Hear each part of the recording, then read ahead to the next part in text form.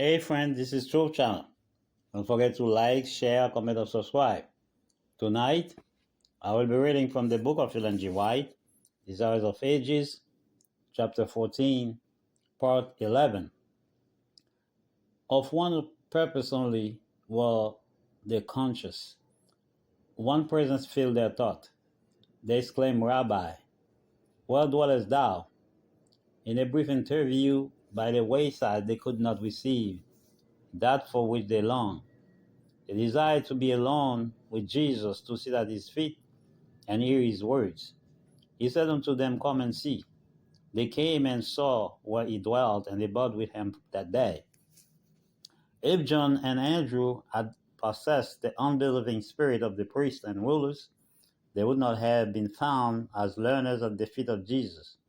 They would have come to him as critics to judge his words. Many thus closed the door to the most precious opportunities, but not so did these first disciples. They had responded to the Holy Spirit's call in the preaching of John the Baptist.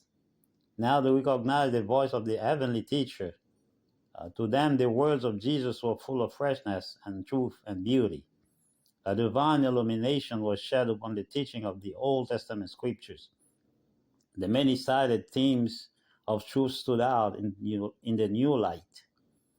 It is contrition and faith and love that enable the soul to receive wisdom from heaven. Faith working by love is the key of knowledge.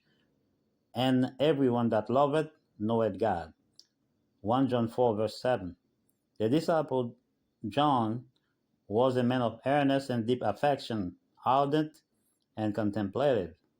He had begun to discern the glory of Christ, not the worldly pomp and power for which he had been taught to hope, but the glory as of the only begotten of the Father, full of grace and truth. John 1 verse 14. He was absorbed in contemplation of the wondrous theme. May God bless. Don't forget to like, share, comment, and subscribe. This is Truth Channel.